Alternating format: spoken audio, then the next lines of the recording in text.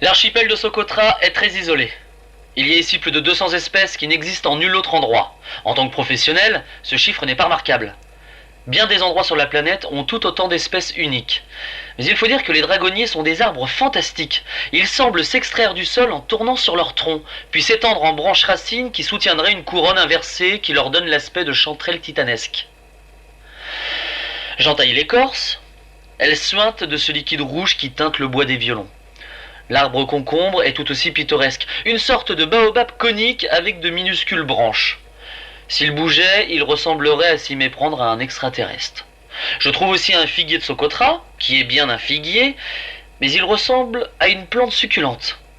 Fascinant. On dirait qu'un généticien fou s'est entraîné ici, et pourtant, tout est le fruit d'une logique. Je prélève.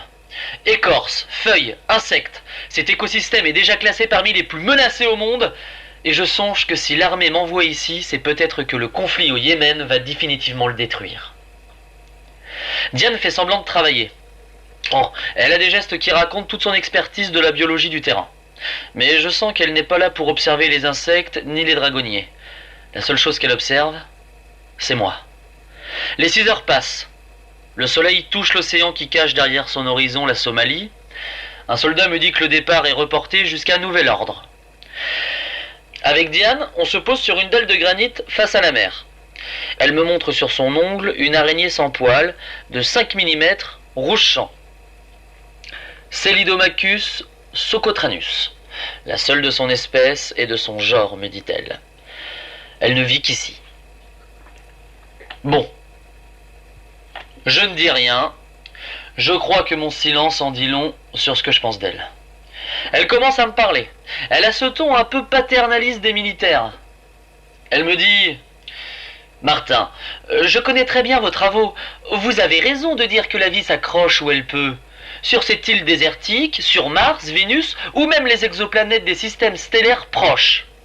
Ce qui est terrible, c'est que cette vie est moins intéressante que celle sur notre planète. Appelez cela le chauvinisme de Diane.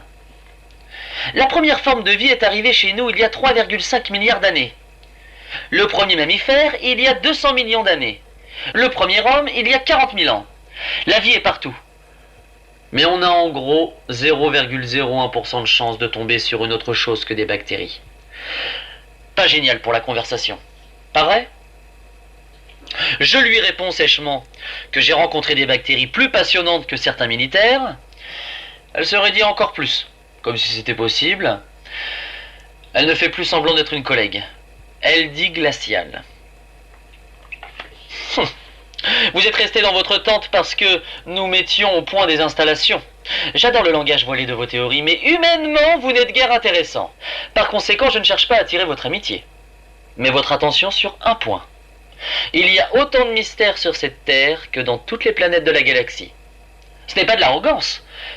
C'est analogue au fait de confirmer qu'il n'y a pas de nombre plus intéressant qu'un autre. Il y a ici le ferment de toute vie possible. Et comme vous le dites si bien, la vie est une tragédie. Elle s'accroche et résiste, quoi qu'il arrive, et produit au final des gens comme nous. Les philosophes disent qu'il y a 2 possibilités. Celle que nous soyons seuls dans l'univers et celle que nous ne soyons pas seuls. Et que ces 2 possibilités sont terrifiantes l'une et l'autre. Ils excluent par ce raisonnement sommaire la 3e possibilité qui me paraît la plus probable. Nous ne sommes pas seuls. Mais il n'y a rien sur ces autres mondes de différent de ce qu'il y a ici. La quête de l'altérité est vaine. La quête de cette autre intelligence qui est peut-être quelque part dans les étoiles, cette intelligence qui donnera un sens à nos existences, cette quête est vaine. Elle n'a pas de fonction majeure sur le plan de l'évolution. Je ne sais même pas si la conscience n'est pas une erreur de l'évolution, et que nous aurions dû devenir suprêmement intelligents et fonctionnels comme des insectes, plutôt que de nous épuiser à faire de l'argent, consommer de la fiction et tenter de faire de l'art. Cette phase artistique et disons fantasque de l'humanité, néanmoins, touche à sa fin. Les intelligences artificielles nous succéderont et conserveront tout ce qu'il y a d'utile en nous sans pour autant porter les turpitudes de notre conscience. L'optimisation remplacera l'instinct. Nous disparaîtrons sans douleur pour continuer à jouer la tragédie de la vie. Ah, son discours était tellement pessimiste que pour l'énerver, je lui ai dit « J'imagine que vous n'avez pas envie d'avoir des enfants, vous ?» Elle s'est levée d'un bond et a ordonné notre retour aux soldats qui l'ont salué avec respect. Elle ne se cachait plus. Ah, il fallait bien être militaire pour envisager que la conscience était une erreur de l'évolution. Elle n'avait pas tort, mais j'imagine que vous et moi sommes bien contents qu'il en soit ainsi. Cependant, une scientifique militaire qui avait ce nihilisme pratique et presque idéaliste, c'était inquiétant. Je pris la résolution de faire un rapport au général Moulin. Alors qu'elle se sanglait non plus en face de moi, mais à l'avant de l'appareil, elle me lança. « J'espère que vous en avez bien profité. Votre mission commence bientôt. Je vous ai fait venir ici parce que je ne suis pas certaine que vous aurez trop l'occasion de sortir dans les temps qui viennent. Vous avez bien vos échantillons. Vous procéderez à une analyse complète de ceux-ci à notre retour. » Je lui ai demandé ce qu'ils auraient de particulier.